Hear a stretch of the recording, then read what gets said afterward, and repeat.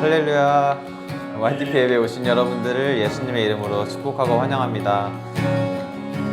우리 모두 예배에 오신 옆에 사람들 보고 인사할까요? 안녕하세요. 안녕하세요. 우리 모두 자리에서 일어나셔서 왕 대신 주 앞에 오늘 성령님 초청하시면서 우리 마음을 드립시다. 다 같이 기도로 예배 준비하시겠습니다. 주님, 하나님 아버지 인도해 주십시오. 하나님 아버지 이곳 가운데 임재해 주시고 아버지 예배합니다. 주 예배합니다. 주의 말씀을 듣고 하나님 주님도 사랑하게 되는 시간 되길 원합니다. 하나님을 더 알아가게 되는 시간 함께 해주시고 그리스도 예수와의 연합이 소망되고 우리의 모든 갈망되는 시간 되길 원합니다. 아버지 인도해 주십시오. 이 시간 우리 생명 아버지 우리 한 사람 한 사람 마음 가운데 충만히 임재하십시오. 우리의 굳은 마음과 하나님 우리 닫힌 마음 우리 닫힌 길이 온전히 여실 수 있고 만지시는 분이 우리 아버지 되십니다. 주님 우리 아버지 사랑합니다. 인도해 주십시오.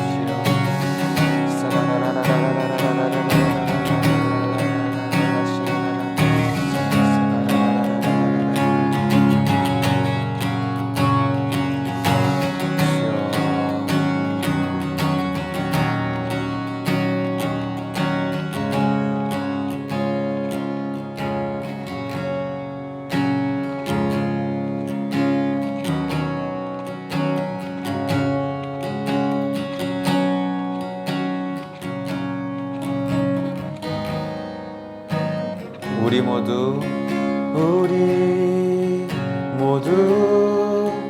예배하는 자 되어 온전히 영과 진리로 주를 예배하자. 주가 우리와 함께 영원히 함께 하시고 마르지 않는 샘물로 우리 모두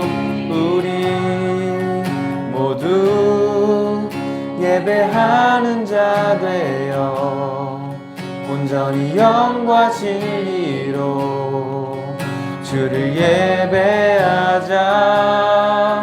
주가 우리와 함께 영원히 함께 하시고 마르지 않는 샘물로 우릴 채우시리라.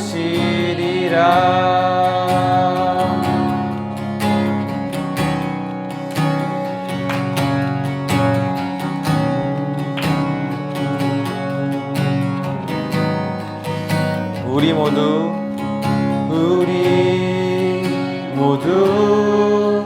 예배하는 자 되어 온전히 영과 진리로 주를 예배하자.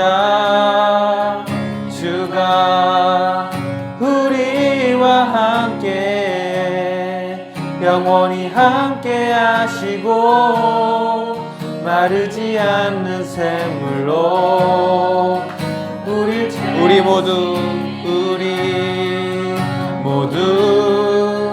예배하는 자 되어 온전히 영과 진리로 주를 예배하자.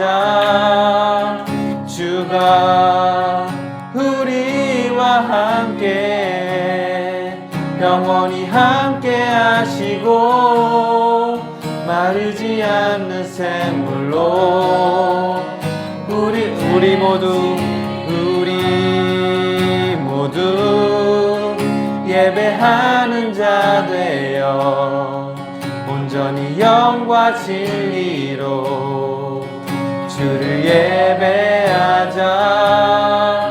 주가 우리와 함께 영원히 함께 하시고 마르지 않는 샘물로 우리 모두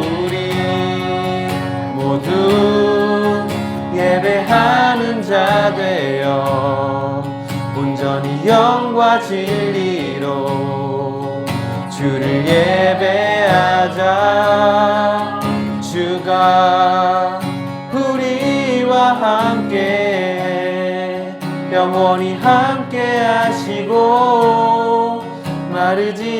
넘치는 샘물로 우릴 채우시리라. 아멘.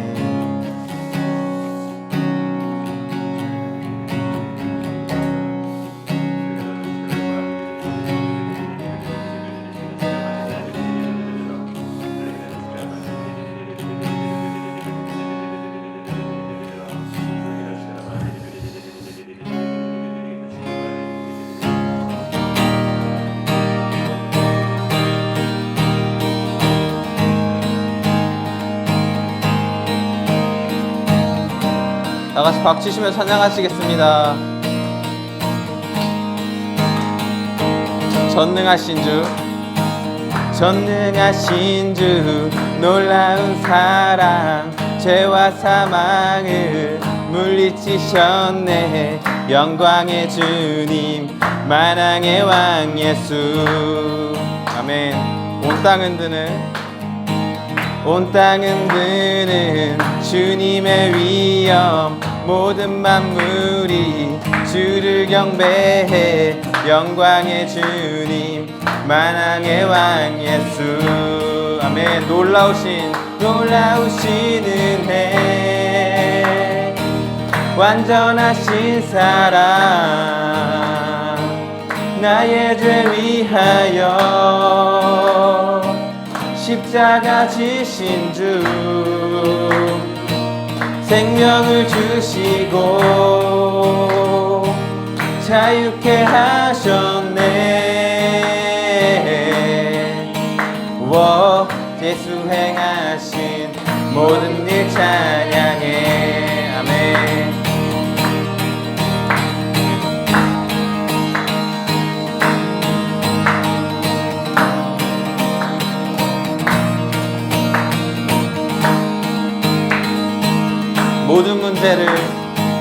모든 문제를 다스리시는 고아들 누릴 자녀 삼으신 영광의 주님, 만왕의 왕 예수. 아멘. 공의와 진리로 다스리시며 태양보다 더 밝게 빛나는 영광의 주님, 만왕의 왕 예수. 놀라우신 은혜, 완전하신 사랑, 나의 죄 위하여 십자가 지신 주, 생명을 주시고 자유케 하셨네. 예수 행하신 모든 일 찬양해. 죽임당한 그 어린 양, 승리하신 왕 그 이름 예수.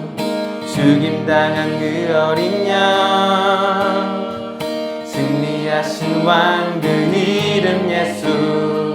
죽임당한 그 어린 양, 승리하신 왕 그 이름 예수. 죽임당한 그 어린 양, 승리하신 왕 그 이름 예수.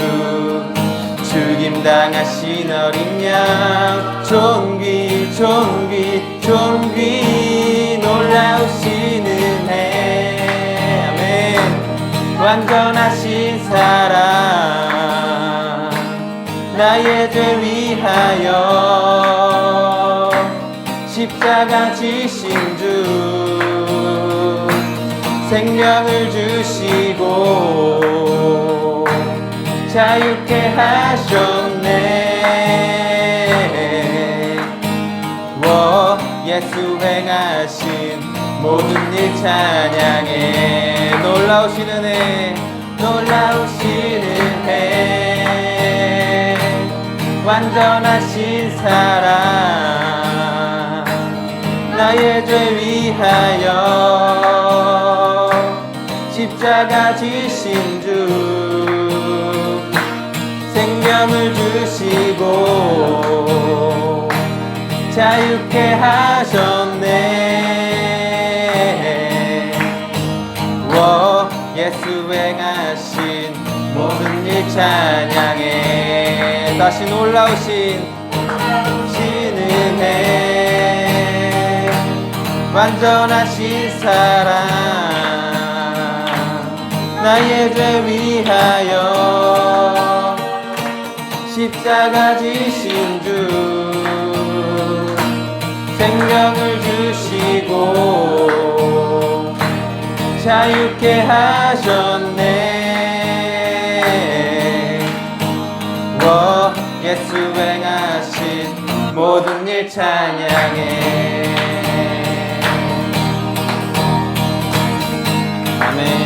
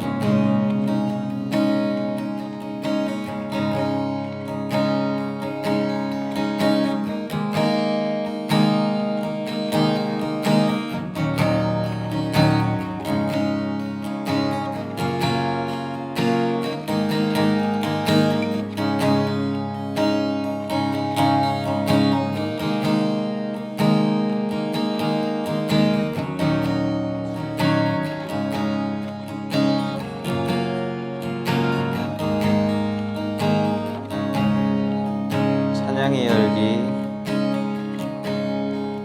찬양의 열기, 모두 끝나면 주 앞에 나와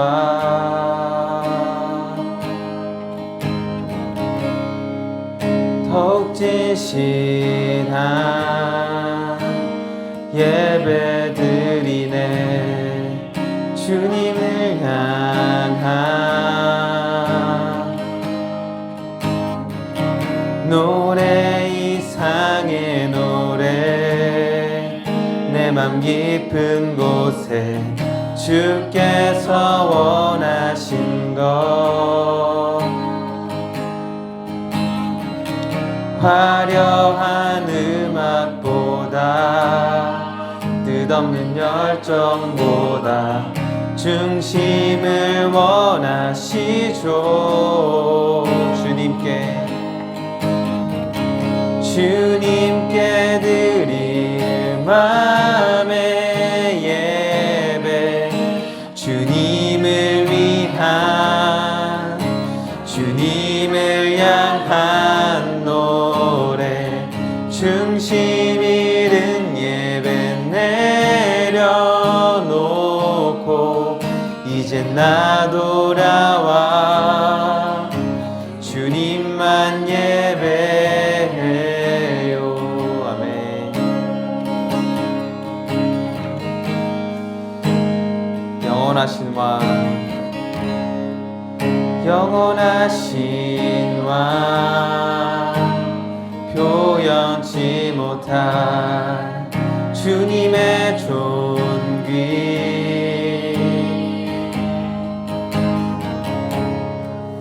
가난할 때도 연약할 때도 주의 모든 것. 아멘.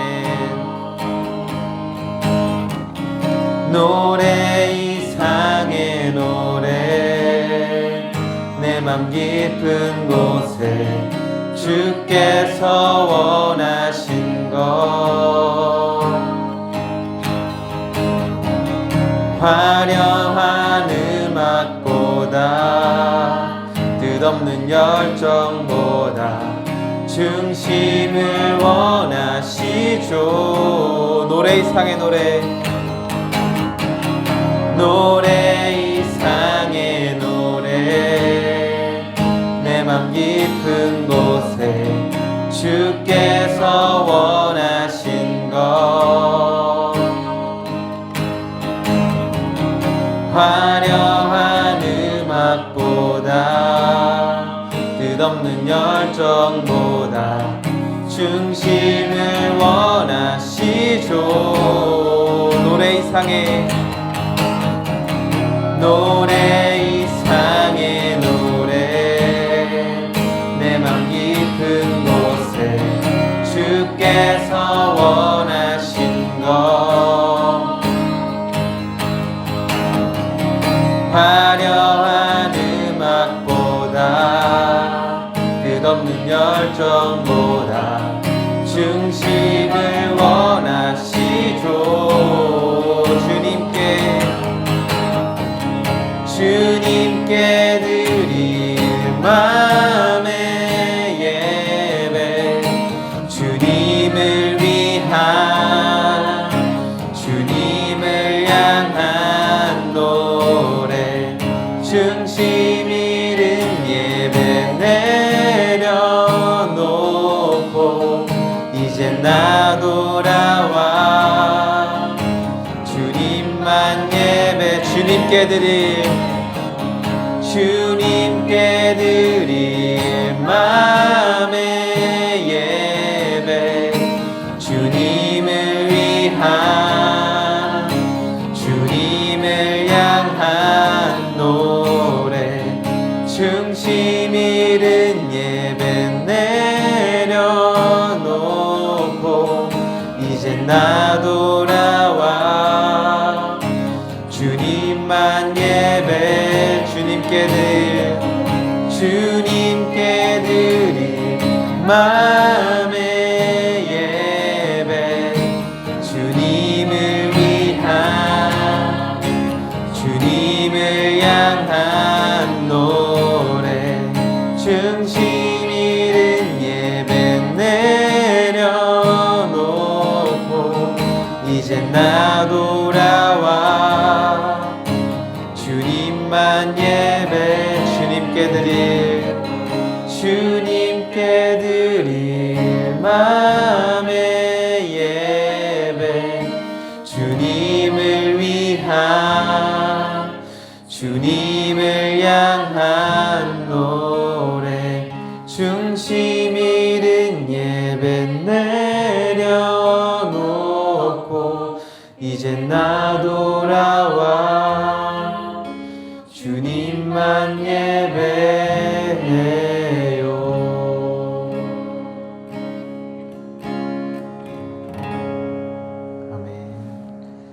하나님 아버지 감사합니다. 이 시간 저희 모여서 온전히 주님께 예배 올려드립니다. 이 시간 우리의 모든 마음을 온전히 주님께 드리고 우리의 생각과 우리의 hum적인 것들 온전히 내려놓고 정말 아버지를 바라는 시간 되기를 소원합니다. 우리 예배 가운데 성령 하나님이 임재하시고 이 시간 우리의 마음을 만져주셔서 온전히 하나님의 말씀을 믿음으로 취할 수 있길 원합니다.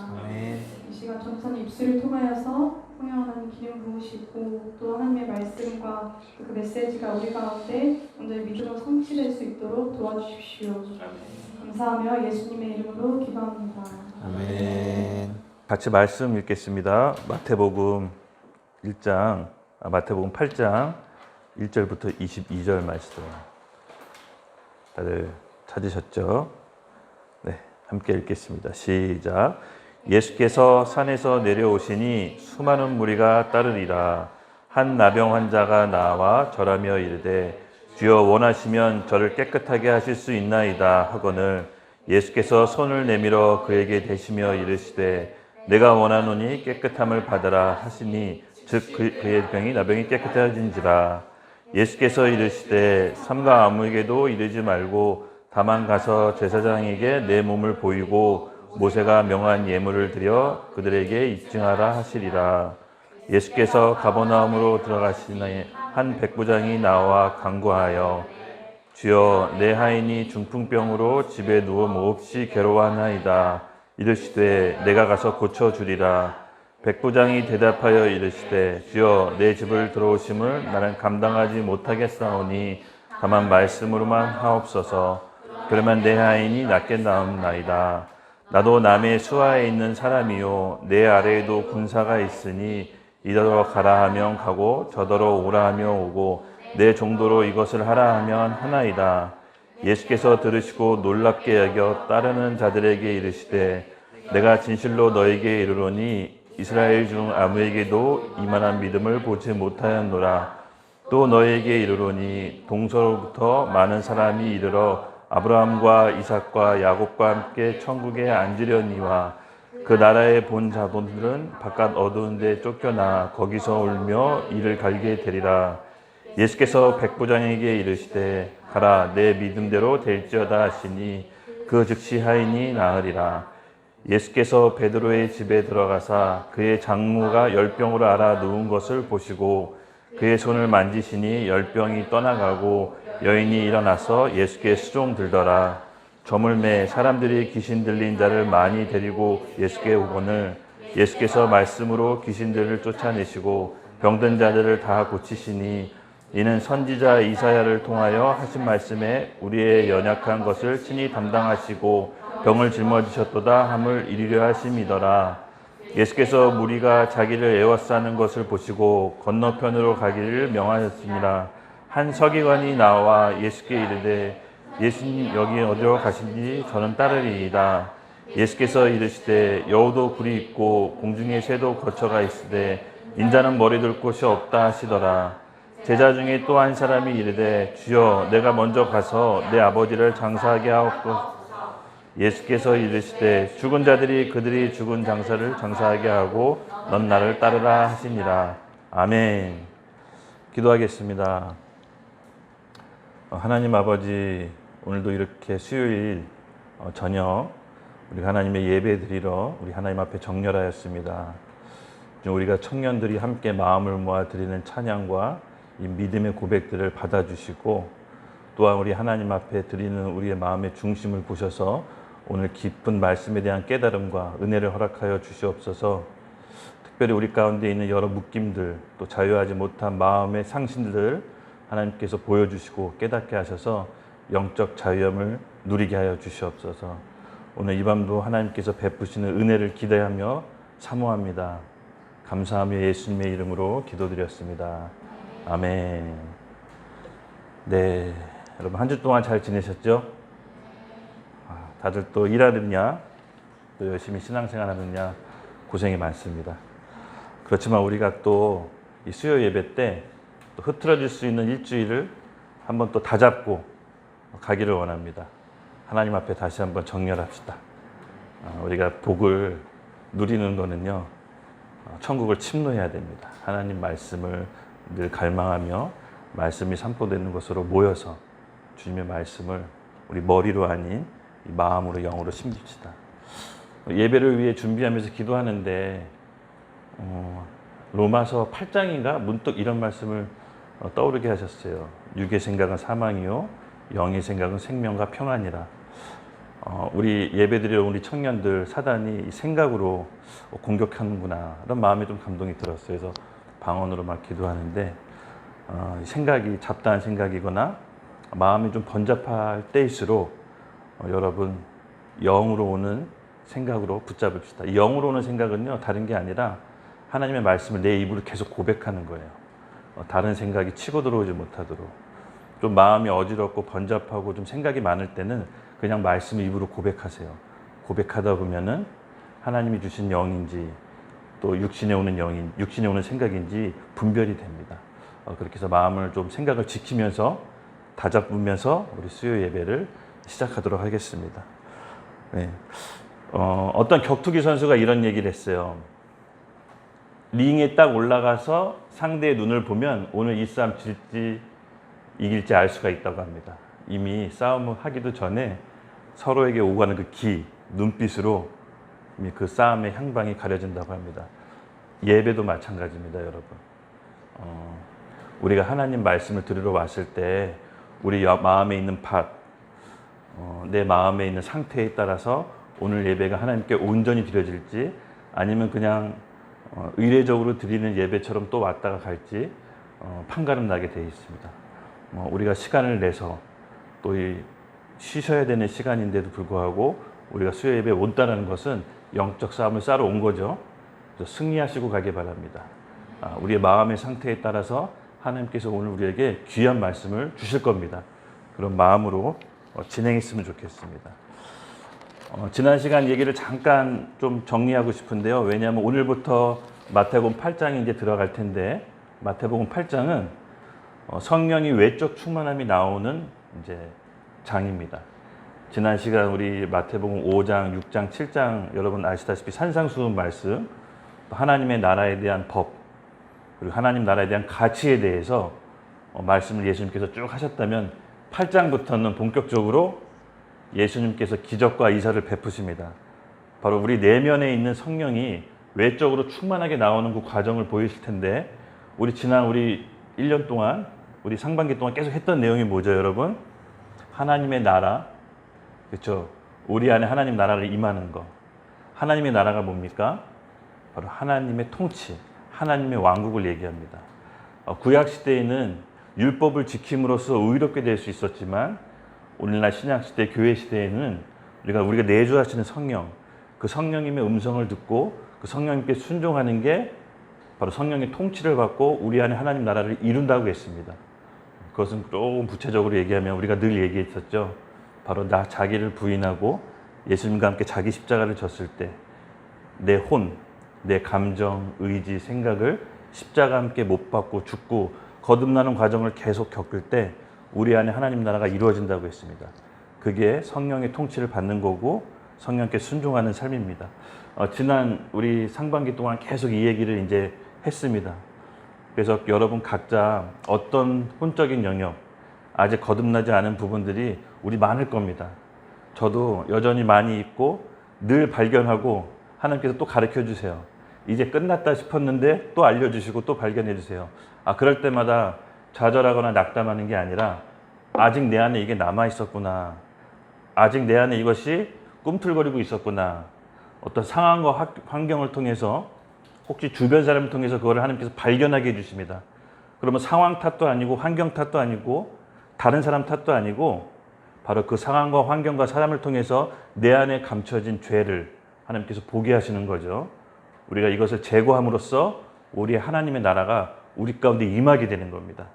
하나님 나라가 이 가운데 임하는 사람이 다시 오실 천국에 들어갈 수가 있는 겁니다. 천국은 갑자기 들어갈 수 있는 곳이 아닙니다. 바리새인이 예수님께 물어봤죠. 하나님 나라가 언제 임합니까? 그랬더니 예수님이 이렇게 말씀하셨습니다. 여기 있다 저기 있다 할 것이 아니라 하나님 나라는 너희 안에 있는 것이니라.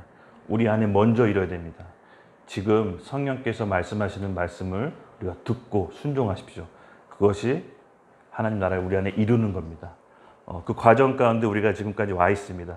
그래서 오늘 8절부터는 예수님의 그런 기적과 이적의 사례를 여러 가지 사례를 보면서 정말 그 의미와 뜻을 우리가 어떻게 해석해야 될지, 오늘 내 삶에 어떻게 적용해야 될지 각자 하나님께 우리가 물으며 갑시다. 오늘 크게 4가지 기적에 대해서 살펴볼 건데요.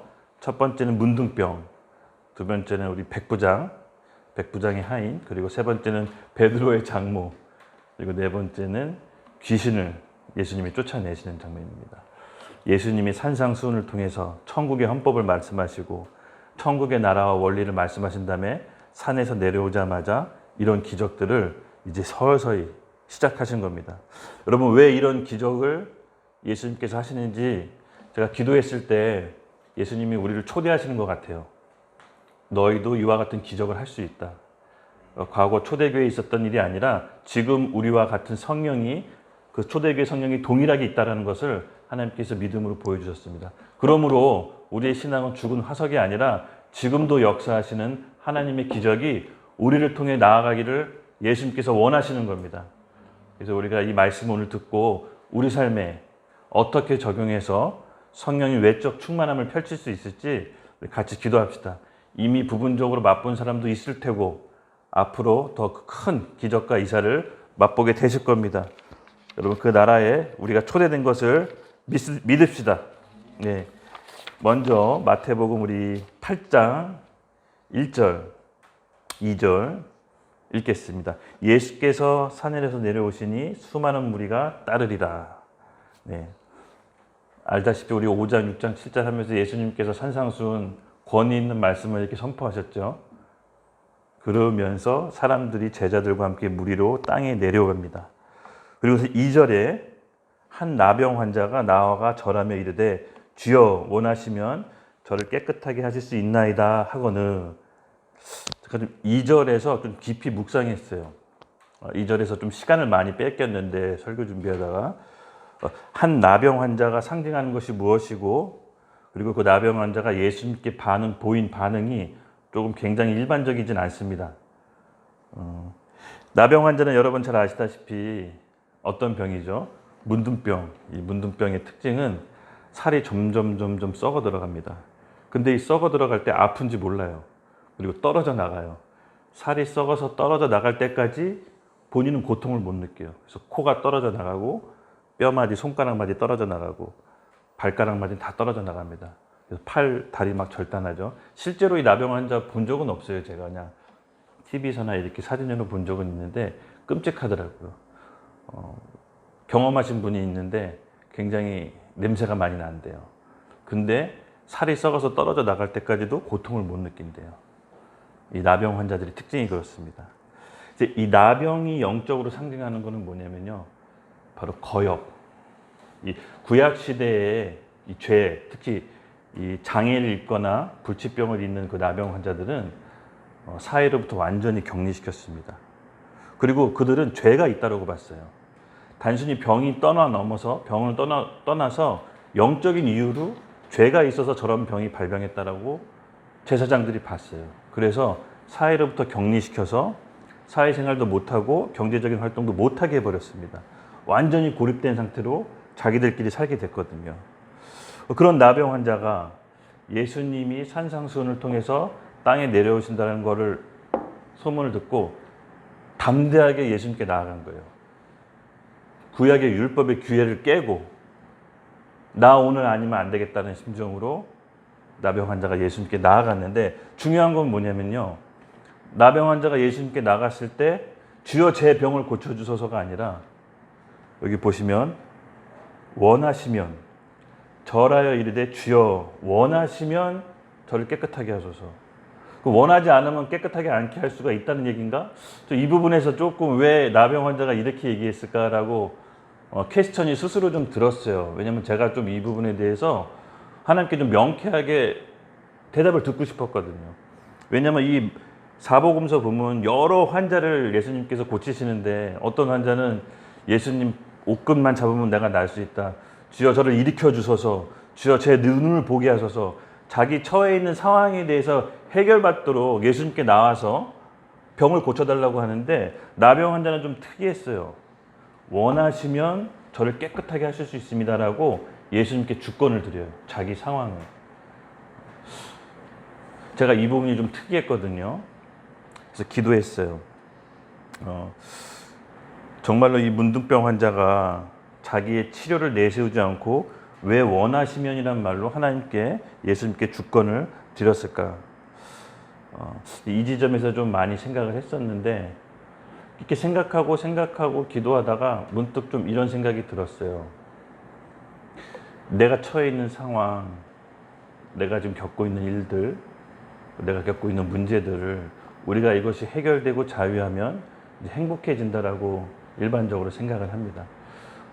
물론 뭐 우리가 원하는 성공, 뭐 원하는 우리의 인생의 계획들이 성취되고 뭐 쾌락을 즐겨서 행복하다고 느끼는 경우도 있지만 대부분 내가 지금 처해 있는 상황과 환경과 이 아픔들, 고통들, 괴로움을 벗어나는 것으로부터 행복하다라고 인식을 합니다. 그래서 보통 의미한 행복하다라고 했을 때 내가 처해 있는 상황으로부터 벗어날 수 있도록 그걸 구하는데 이 나병 환자는 조금 특이했어요. 제가 봤을 때. 왜 주님께서 원하시면이라고 했을까?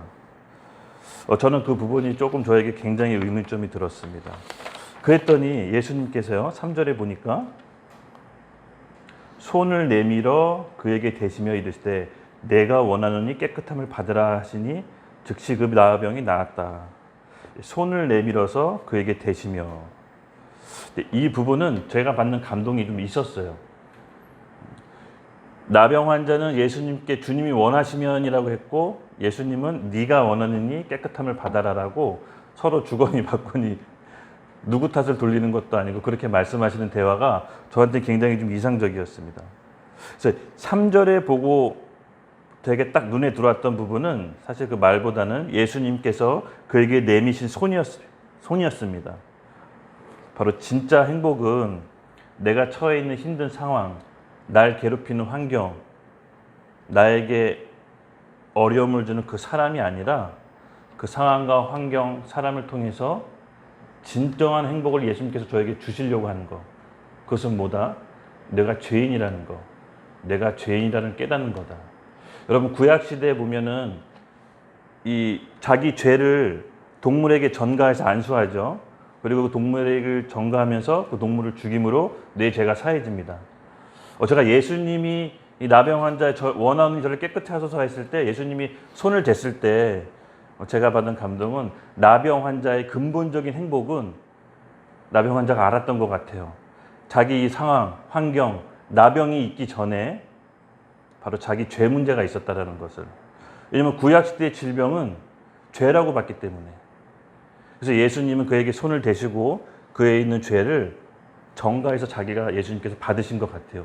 왜냐하면 그렇게 유추해 볼 수 있는 게 17절에 보면 뭐라고 나와 있냐면은 이 선지자 이사야를 통하여 하신 말씀에 우리의 연약것을 친히 담당하시고 병을 짊어지셨도다 함을 이루려 하심이라. 17절에 보면요.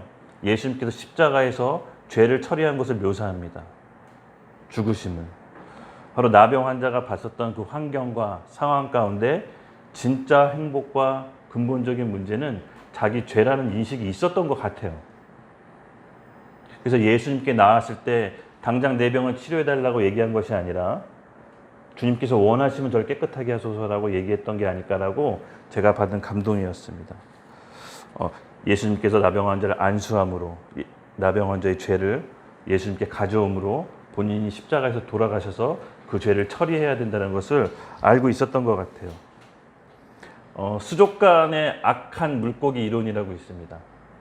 수족관의 악한 물고기 이론. 한 수족관에 아름다운 물고기와 악한 물고기가 하나 있었습니다. 근데 그 악한 물고기는 그 아름다운 물고기 무리들을 한 마리씩 잡아먹었습니다. 그 나머지 물고기를 굉장히 스트레스 받았겠죠. 이번 달은 누가 잡혀먹을까? 다음 달은 누가 잡혀먹을까? 그런 스트레스 상황 속에서 너무나 힘들게 살았습니다. 딱 주인이 바깥에 봤을 때 이 악한 물고기 너무 악해 보이는 거예요. 나머지 물고기는 선량하고 그냥 플랑크톤만 먹고 사는데 얘는 육식을 해서 그 선한 물고기들을 잡아먹는 것이었습니다. 그래서 주인이 판단했습니다. 이 악한 물고기를 끄집어내자, 제거하자. 그리고 나서 그 악한 물고기를 주인이 빼냈습니다. 여기서 한 가지 질문할게요. 수족관에 평화가 왔을까요? 아니요. 네네. 제가 원하는 정답을 얘기했습니다. 수족관을 관찰했더니요.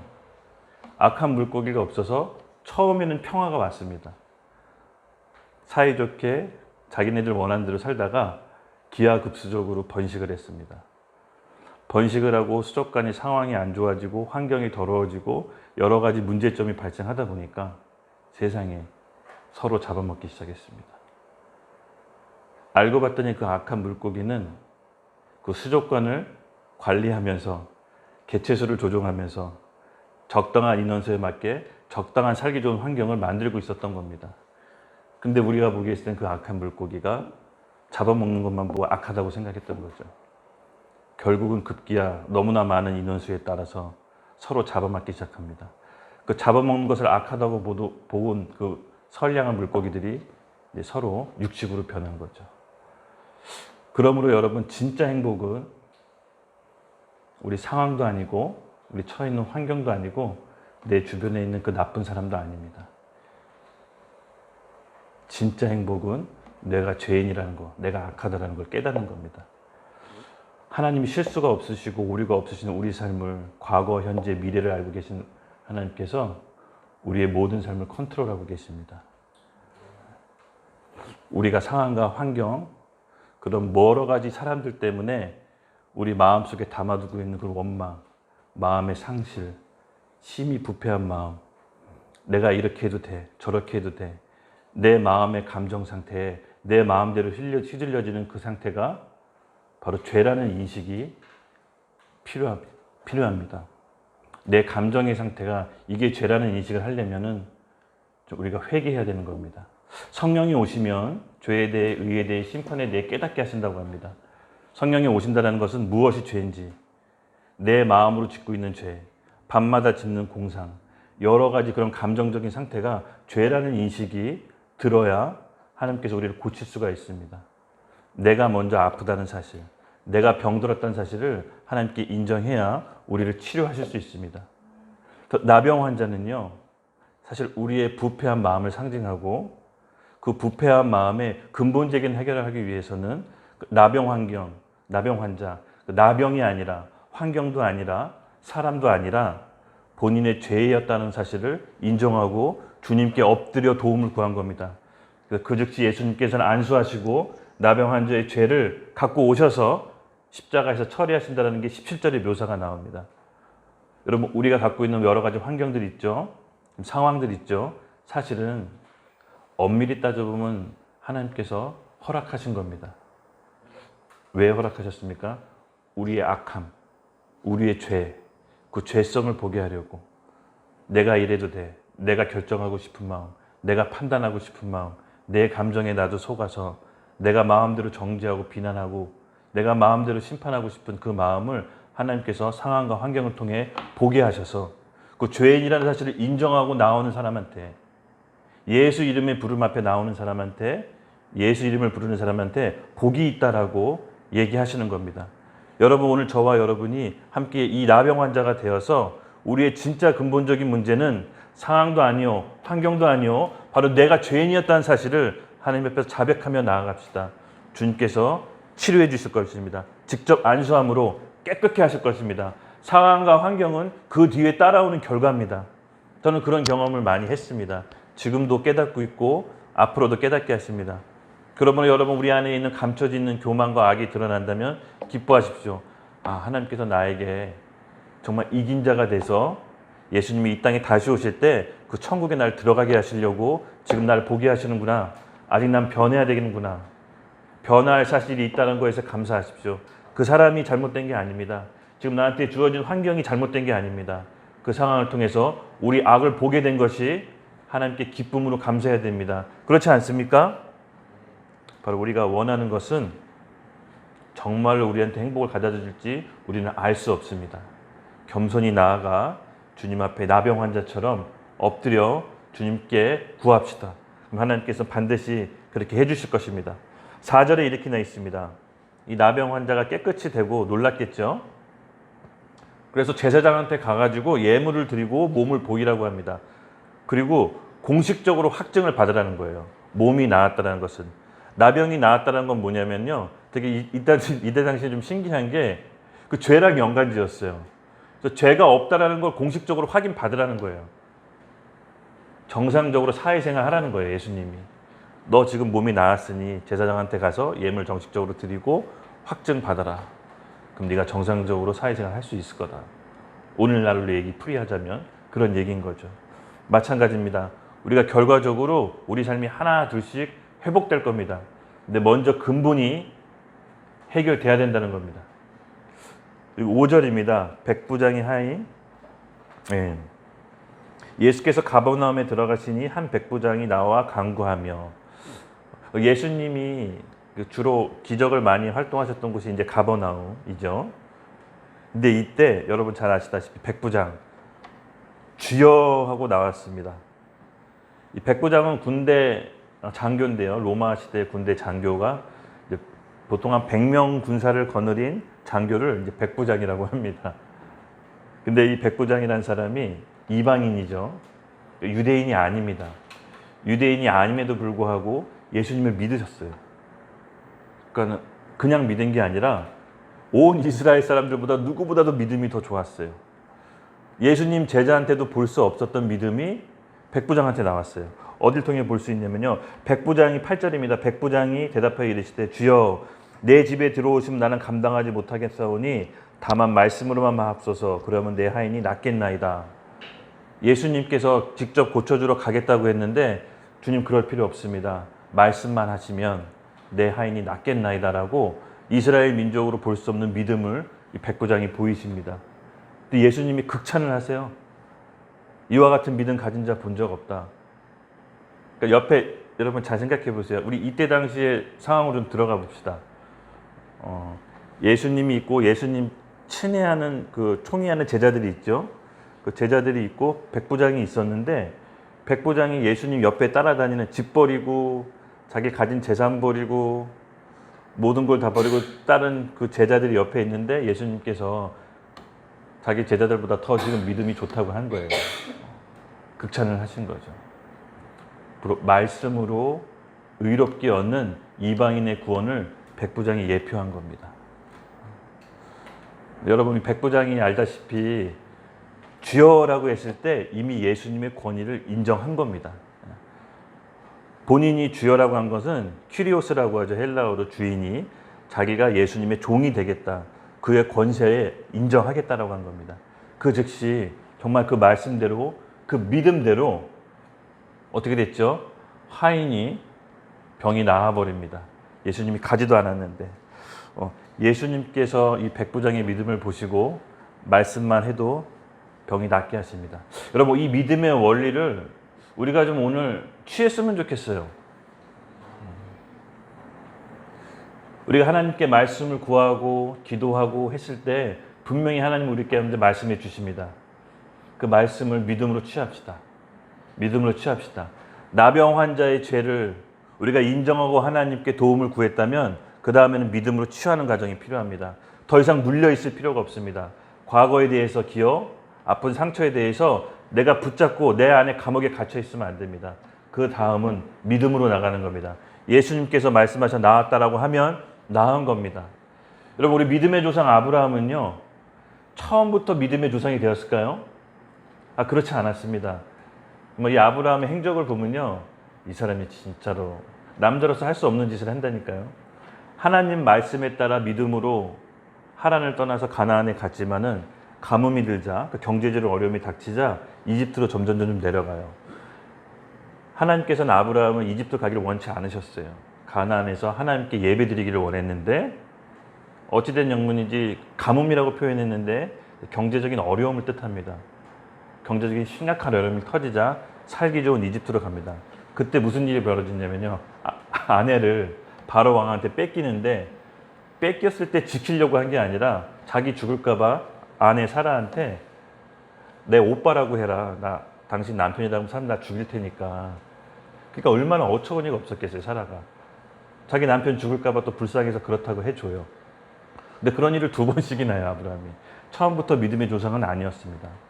근데 아브라함이 결과적으로 하나님께 의롭다함을 얻었던 이유는 그의 믿음을 보시고인데 여러분 가나안에서 하란에서 가나안으로 갔을 때 그 믿음에 감동을 하셨어요. 사실은 연약함은 있었지만 어떤 믿음이었냐면요. 요새 말로 따지면 내 지금 있는 삶의 터전을 제쳐두고 버려두고 새로운 터전으로 이사 간 겁니다. 지금 있는 땅값과 이사 갈 땅값을 계산하지 않았던 거예요. 내가 갖고 있는 재산과 이사 갔을 때 벌어진 리스크를 계산하지 않았던 거예요. 하나님 앞에 계산하지 않는 믿음이 있었던 거예요. 그 믿음을 하나님께서 귀하게 보세요. 비록 실수도 많고 연약함도 많고 그때그때 임기응변으로 거짓말도 많이 했지만 그 처음에 믿음을 보신 거예요. 계산하지 않는 마음.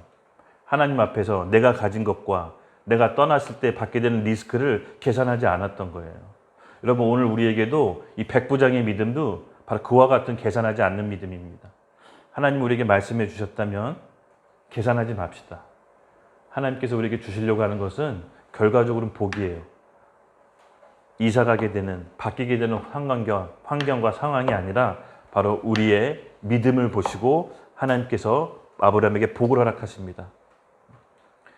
돈을 쫓는 인생이 아니라 상황을 보고 요리조리 판단하는 인생이 아니라 하나님께 복을 받는 인생이에요. 복을 받는 인생으로 가야지 복을 쫓으면 안 됩니다. 바로 계산하지 않는 믿음을 보시고 하나님께서 아브라함에게 복을 주세요. 당대 거부가 됩니다. 결과적으로는. 그렇죠? 그 과정은 순탄치 않았지만 하나님 앞에서 계산하지 않는 백부장의 믿음을 보시고 그 하인은 낳게 됩니다. 여러분, 백부장이 얼마나 하인을 사랑했으면 백부장이라고 해서 자기 문제 없었겠어요? 자기 문제 있었을 거 아니에요, 그렇죠? 그럼에도 불구하고 하인을 사랑했나 봐요. 하인을 고쳐달라고 얘기하세요. 여러분이 백부장의 믿음을 기억합시다. 계산하지 않는 믿음. 하나님께서 이 믿음을 보시고 우리의 복의 통로로 쓰실 겁니다. 비록 상황이 지금 어렵고 힘들지만 믿음으로 돌파해서 끌어당겨야 될 때가 있습니다. 저는 지금이 그때라고 믿습니다. 그리고 바로 세 번째인데요. 바로 베드로 장모 사건입니다.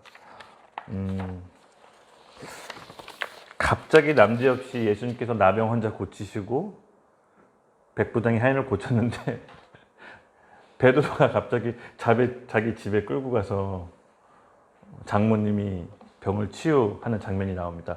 그 중간에 뭐 어떻다는 설명이 없어요. 갑자기 그냥 장면이 바뀌어요. 제가 이제 기도하면서 유추해 봤어요. 어떤 상황이었을까. 그냥 이번에도 상상으로 그 상황 가운데 한번 들어가 볼게요. 베드로가 옆에서 봤을 것 같아요. 예수님이 산 위에서는 권위 있는 말씀으로 정말 이렇게 가르치다가 갑자기 산에 내려와서 보니까 엄청난 능력이 있으셔. 내가 모시고 있는 스승이 말씀에 권위 있을 뿐만 아니라 능력도 있네. 아니 병을 고치는 기적이 있네. 와, 이분 옆에 서길 정말 잘했다. 집 버리고 재산 버리고 따르길 너무 잘했다. 결국 이분이 이스라엘의 왕이 되면 나도 한 자리 하겠구나라고 생각을 아마 하고 있었을 것 같아요. 이건 어디까지나 제 그냥 상상입니다. 그랬을 적에 베드로가 옆에서 보고 자기도 아픈 사람이 있는데 생각나는 사람이 있었던 거예요. 집에 계신 장모님. 빨리 치고 들어가자. 이 베드로의 장점 아시죠? 기회를 보고 빨리 치고 들어가요. 그래서 갑자기 장면이 바뀌는데 뭐 이렇고 저렇고 얘기가 없어요, 성경에. 그냥 갑자기 베드로 집으로 가서 장모를 치료하러 가요. 제가 생각하기에는 베드로가 보고 예수님 이 치유 사역 할 때 우리 집에 계신 장모님한테 빨리 데리고 가야겠다. 그래서 먼저 선수 친 것 같아요. 그래서 여러분 장모님이 계신 집으로 갔는데 열병. 이때 열병도 구약의 규례에 따르면은 사람이 손댈 수가 없어요. 손을 대서도 안 돼요. 그러니까 부정한 질병이 쭉쭉쭉쭉 나열되어 있는데 그 중에 하나였어요. 그러니까 부정한 사람에게 손을 대면 정한 사람이 되는 게 아니라 같이 부정해지기 때문에 부정한 사람에게 손을 댈 수가 없었어요. 근데 예수님께서는 누워있는 베드로 장모를 보시고 손을 대시죠. 그리고 장모님이 열병에서 낫고 어떻게 합니까? 수종 든다고 합니다. 예수님께 수종 듭니다. 간단히 두 구절밖에 안 나와 있어서 뭐라고 여기에 대해서 막 해석을 하기가 좀 힘든 점이 있지만 그냥 이것도 유추해 보면요. 베드로에 있던 용기가 있었어요. 예수님이 치유 사역하시는 걸 보고 자기가 당장 아픈 장모님이 생각이 나서 장모님께 데려갔을 때 예수님께서 거절하진 않으셨죠. 왜냐하면 자기가 총애하는 제자였기 때문에. 그리고 베드로 장모를 고쳐줬을 때 베드로 장모가 예수님께 수종듭니다. 제가 이거는 좀 개인적으로 들었던 생각인데 우리가 살면서 우리 공동체든 친구든 갑작스러운 어려움을 당한 사람들이 있을 거예요. 그렇죠? 뭐 뜻하지 않은 죽음, 뭐 얼마 전에 우리 혜진 자매님 할머니 장례식장에 갔다 왔지만 그런 갑작스러운 어려움이 있을 때 가줘야 된다. 가줘야 된다. 가서 우리가 갖고 있는 복음과 섬김을 통해서 도리어 섬김을 받을 수 있구나. 그렇게 해서 늘 마음의 복음을 준비하시는 태세를 준비시켜야 될 것 같아요. 누군가가 도움을 청하거나 섬김을 요구했을 때 우리가 가서 섬기고 도와줬을 때 그 도움과 섬김을 받은 분이 도리어 우리에게 섬김을 해주는 이런 원리를 이 장면에서는 좀 보게 됐어요. 그냥 제가 제3자 입장에서 그 장면 속에 들어가서 엿보는 거죠. 그냥 이 두 구절밖에 없었기 때문에. 여러분 우리가 그렇게 도움을 청하는 분들이 있다면 복음의 말씀을 언제든지 전할 수 있도록 준비합시다. 그래서 그분들에게 섬기고 말씀을 전할 때 그분들이 우리를 섬기고 또 혹시 압니까? 우리 공동체에서 함께 수종 들지. 저는 이런 원리를 좀 감사하게 받았어요. 이것뿐만 아니라 좀 준비해야 된다라는 마음의 감동을 받았어요. 이건 어디까지나 이 성경 말씀을 보고 제가 들었던 생각인데, 어떤 준비냐면은 우리가 어떤 상황이 어떻게 펼쳐질지 모르기 때문에 성령께서 주시는 감동에 따라 때로는 우리가 즉흥적으로 행동할 수가 있어야 됩니다. 하나님이 복을 주실 때는요, 갑자기 그 기적을 베푸는 게 아니라 어떤 사건과 상황을 허락하십니다. 그래서 그 사건과 상황을 보시고 어떤 복을 주실지 결정한다는 걸 제가 알았어요. 얼마 전에 무슨 일이 있었냐면요, 이건 제가 그냥 제 경험인데, 우리 집 앞에, 우리 엄마 도시락 앞에 보면은 조그만 옆에 할머니 슈퍼가 있어요. 그 할머니 슈퍼 앞에서 노숙자분이 계속 며칠씩 밥을 먹고 있었어요. 원래 우리 집에서 밥을 먹고 기훈이가 이제 밥을 챙겨줬었는데, 돈이 없으셨는지, 도시락 사 먹을 돈이 없으셨는지 그냥 그 슈퍼 앞에 그 가판대에다가 그냥 소주랑 계란을 먹고 있더라고요. 며칠을 봤어요. 아무 생각이 없었어요. 그냥 제 속으로는 무슨 생각이 들었냐면, 한 일주일 있으니까 좀 다른 데 가서 드셨으면 좋겠다는 생각이 들었어요. 손님 오고 가는데 조금 보기도 안 좋고 냄새 나고 술 취해 있고 항상 뻗어 있으니까, 이건 내 속마음이었어요. 다른 데. 근데 가만히 생각해 보니까 하나님이 섬기라고 했지, 내가 산상수훈 5장, 6장, 7절을 얘기해 놓고 왜 이런 마음이 들지? 거저 오는 사람 거저 내보내지 말고 주라고 했는데, 속옷까지 달라고 한 사람 겉옷까지 내주려고 했는데 왜 이랬을까라고 갑자기 좀 생각이 바뀌면서 그냥 공깃밥하고 김치랑 국물을 좀 갖다 드렸어요. 맛있게 드시더라고요. 그리고 멸치씩 그냥 드렸어요. 맛있게 드시더라고요. 계실 때마다 그냥 좀 드렸어요. 그리고 시간이 흘렀어요. 그때 당시는 그냥 제 개인적인 경험이에요. 모두가 적용되는 건 아닙니다. 그때 당시는 그게 뭔지 몰랐어요. 그리고 어저께였을 거예요. 그렇죠? 이 배달이 왔는데, 가끔 배달할 때 그러니까 배달 지역이 아닌 사람이 배달해서 골탕 먹일 때가 있어요. 그러니까 배달 구역 안에 있을 때만 이 엄마 도시락 앱이 뜨는데, 광고가 뜨는데, 다른 사람이 지인이 대신 주문해주고 광고 지역에서 주문해주고 받는 사람은 딴 데서 받는, 약간 그런 경우가 몇 번 있었어요. 근데 그 바쁜데 어쨌든 갔는데 이 사람이 거기가 배달 구역이 아니었던 거예요. 그리고 알 수 없는, 주소에도 없는 지역을 전화로 계속 찾아오라는 거예요. 짜증이 났어요. 아저씨, 지금 배달을 먹고 사는 사람인데 이런 식으로 하면 어떡합니까? 그래서 전화로 제 설명을 드려야 됩니다. 아니, 처음부터 그러면 주소가 없다고 얘기하셔야죠. 그랬더니 죄송합니다. 그렇게밖에 할 수 없는 상황입니다. 그러더라고요. 그래서 보니까 다음 코스가 여의도였기 때문에 여의도가 한 7분인가 남았어요. 그래서 죄송합니다. 취소하시고 저는 다음 구역에 가야 되기 때문에 일단 먼저 가겠습니다. 취소하세요라고 하고 취소하고 갔어요. 보통 그런 경우 취소하고 기분 나빠서 주문을 안 하는데, 기훈이한테 다시 전화가 왔어요. 그 사람이 죄송한데 밥 시켜 먹을 데가 없다고 다시 주문하겠다고 갖다 줄 수 있냐고. 일단은 급한 여의도를 끝냈기 때문에 알았다고 했어요. 그리고 그 사람한테 전화를 했어요. 아저씨, 요번에는 이렇게 하면 제가 못 찾아가니까 아저씨가 앞에 나와 있으라고, 아니면은 지도에 포인트를 그려서 나한테 보내주든가, 무슨 영등포에서 김서방 찾기도 아니고 어떻게 찾냐고, 주소도 없는지를 계속 찾아 헤맸거든요. 나갈 수 없는 상황이니까 이러지, 나갈 수 있으면 제가 딴 데서 시켜 먹자 이러더라고요. 딴 데서 시켜 먹으라고. 근데 그때 갑자기 진짜 신기하게 성령께서 너 그러지 마라라고 마음을 딱 주시더라고요. 너 그러지 마라. 갖다 주라. 왜 갖다 주라는 마음이 들었는지 모르겠는데 갖다 주라 그래서 갖다 줬어요. 그 앞에 섰어요. 그래서 내가 아저씨한테 경고했습니다. 아저씨, 안 나와 계시면 저 그냥 갈 겁니다. 무조건 나와 계세요. 근데 마음속에 사실은 그 얘기할 때 성령께서 혈기 부리지 말고 갖다 주라는 마음을 주셨거든요. 근데 도저히 바쁜데 그렇게 할 수가 없었어요. 죄송합니다.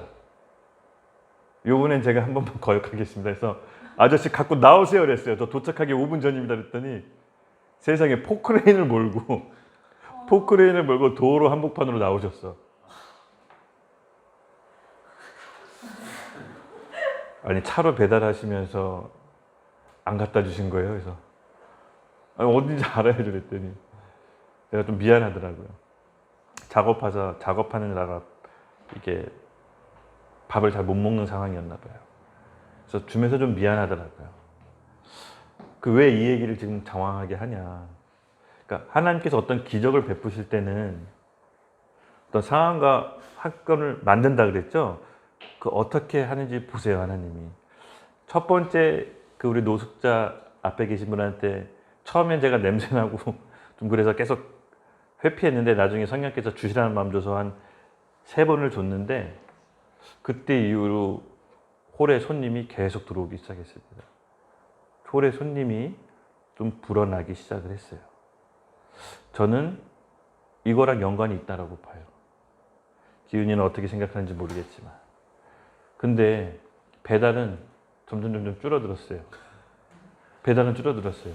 홀에 손님이 많아서 오기 좋은데 배달은 줄어들었어요. 아, 그 포크레인 아저씨 줄 걸. 하나님 또 이렇게 테스트하셨구나. 아, 속았다. 혈기 부리지 말 걸. 혈기 부리지 말 걸. 어쩐지 성령께서 갖다 주시는 감동이 있더라. 하나님이 기적을 베푸시기 전에 우리 마음과 태도를 봐요. 나병 환자 같은 태도, 백부장 같은 태도, 장모와 같은 베드로 장모 같은 태도. 한쪽은 그래도 어쨌든 홀이라도 한쪽은 얻었어요, 그렇죠? 반쪽짜리 순종이었던 거죠. 그래서 너무 기가 막히지만 늘 말씀과 기도 가운데 성령께서 주시는 음성에 좀 더 세밀하게 내가 반응해야겠구나. 반쪽짜리 성공이었지만 어쨌든 지나고 나니까 깨닫게 해주세요. 항상 지나고 나면 깨닫게 해주셔. 그때 당시에는 말씀 안 해주시다가 어쨌든 제가 큰 깨달음을 얻고 한 번만 또 이런 상황이 있으면 무조건 올인해야지. 아니 한강에 내가 헤엄쳐서라도 갖다 줘야지. 그런 상황 허락 안 하시더라고요. 우리가 성령과 동행한다는 삶은 이처럼 기쁘고 행복한 겁니다. 비록 실수하고 넘어지지만 아브라함처럼 계산하지 않는 믿음까지 우리 함께 다다릅시다. 예수님께서 분명히 우리를 제자로 부르셨고 삼으셨기 때문에 성령께서는 그때 저번 주에 얘기했죠. 우리를 영원토록 함께 한다고, 떠나지 않겠다고. 저는 그 말씀이 저는 너무 좋아요. 떠나지 않겠다고 하는 말씀. 실수할 수 있습니다. 상황 판단 그때 못하고 혈기 부릴 수 있지만 하나님께서는 깨닫게 해주십니다. 우리를 어디로 가야 될지. 그리고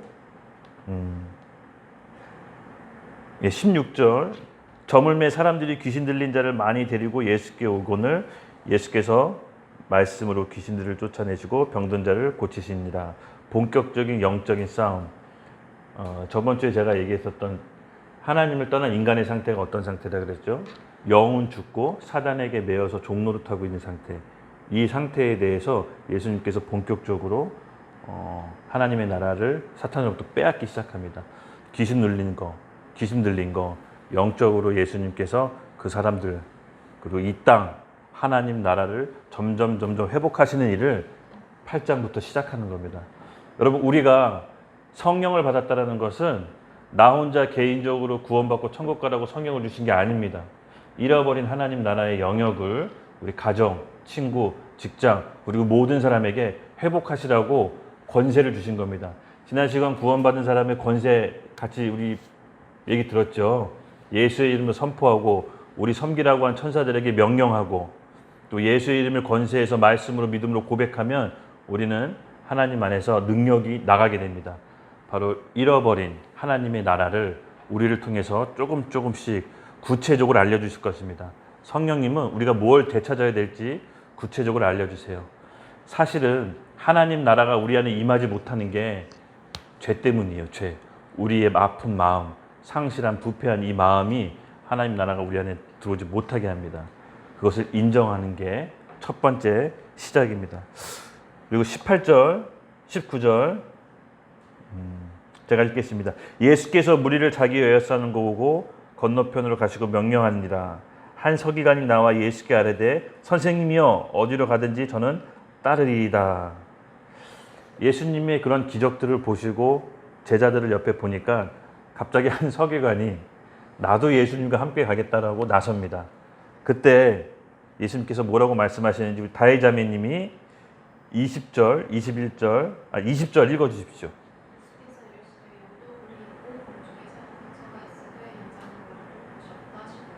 아멘. 그 서기관이 담대하게 나도 주님을 따라가겠습니다고 했더니 예수님께서 조금 실망스러운 얘기를 하세요. 너 나 따라오면은 머리 둘 집도 없고 변변한 반찬거리도 없고 뭐 그렇다고 내세울 만한 너한테 권세도 줄 수 없는데 따라올 수 있겠냐. 그랬더니 그 다음 구절에는 대답이 없으세요. 그 서기관이 따라갔다 따라가지 않았다는 말이 없습니다. 그리고 21절 제자 중에 또 한 사람이 이르되 주여 내가 먼저 가서 내 아버지께 장사하게 허락하옵소서. 20절 우리 서영자매님 읽어주십시오. 예수께서 이르시되 죽은 자들이 그들의 죽은 자들을 장사하게 하고 너는 나를 따르라 하십니다. 아멘. 예수님께서는 죽은 자도 죽은 자지만 숨만 쉰다고 살아있다고 보지 않았습니다. 예수님을 받아들이지 않은 사람도 영적으로 죽고 혼적으로 죽은 걸로 봤기 때문에 죽은 사람은 죽은 사람에게 맡기고 너는 나를 따르라고 했을 때 그 다음 구절에는 어떤 말도 대답이 없습니다.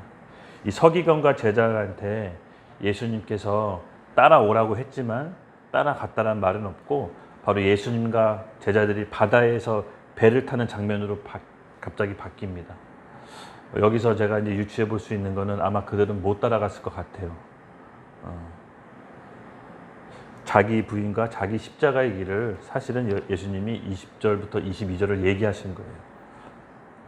우리가 예수님을 따라가고 제자가 된다는 것은 우리가 원하는 결과가 아닐 수도 있습니다. 세상적으로 받았던 성공이 아닐 수도 있습니다. 그러나 진짜 예수님께서 우리에게 진짜 행복을 주시기를 원합니다. 그 진짜 행복은 나변 왕자 같은 믿음, 백부장과 같은 믿음, 하나님 앞에 내 죄를 고백하고 이 죄는 우리 잘못한 거 하나하나 건 바이 건에 대한 자백이 아니라 존재적 죄인이라는 걸 고백하는 겁니다. 내 마음이 부패하고 내 생각은 항상 악하다는 것을 하나님 앞에 고백하고 내 감정과 내 생각과 내 의지대로 살았던 것을 돌이켜 회개하는 그 마음의 자세가 바로 예수님께서 보시기에는 복이 있는 사람으로 보시는 겁니다. 그래서 우리가 같이 기도할 텐데요. 두 가지 포인트 같이 함께 기도하겠습니다. 오늘 마태복음 8장을 통해서 성령의 외적 충만함 상태가 무엇인지를 예수님께서 계속해서 보여주셨습니다. 그 첫 번째, 하나님 나라가 우리 안에 임하는 것인데 그 하나님 나라가 임하기 위해서는 우리가 죄인이라는 것을 깨닫고 고백해야 됩니다. 여러분, 내가 잘못한 게 없는데요. 내가 죄 지은 게 없는데요. 남한테 해코지 하는 게 없는 게요. 아닙니다. 하나님과 같은 생각을 하지 않은 것, 내 감정에 내 마음과 몸을 빼앗긴 것, 내 생각에 내가 마음대로 결정하고 싶고 내가 마음대로 선악과를 판단한 그 감정의 상태가 죄라는 것을 인식하는 겁니다. 그 죄가 하나님의 나라가 우리 안에 임하지 못하게 하는 이유가 바로 첫 번째, 우리 안에 있는 죄가 가로막혀서입니다. 여러분, 우리 같이 기도했을 때 우리 나병 환자처럼 겸손히 주님 앞에 엎드려 나아갑시다. 주님이 원하시거들 저를 깨끗하게 하소서. 주님이 원하시거들 저희를 깨끗하게 하소서. 주님을 주권을 맡겨드립니다. 제가 결정하는 것이 아니라 주님께 제 상황과 환경과 제 모든 것들을 주님께 맡겨드립니다. 주님 원하시면 저를 깨끗하게 하소서. 아버지 하나님, 저의 모든 문제가, 저의 불행이 제가 처해 있는 상황과 환경이 아니라 제 안에 있는 죄인임을 깨닫게 하여 주시옵소서. 제 안에 있는 죄를 보게 하여 주시옵소서. 성령 하나님 우리 가운데 오셔서 제 안에 있는 죄를 보게 하시고 하나님께 나병 환자같이 엎드려서 겸손함으로 나아갈 때 성령의 충만함을 부어주시고 회복케 하시고 깨끗게 하실 것을 믿음으로 선포하며 나갑시다. 우리 주여 같이 크게 한번 외치고 주님 앞에 나아가기를 원합니다. 주여.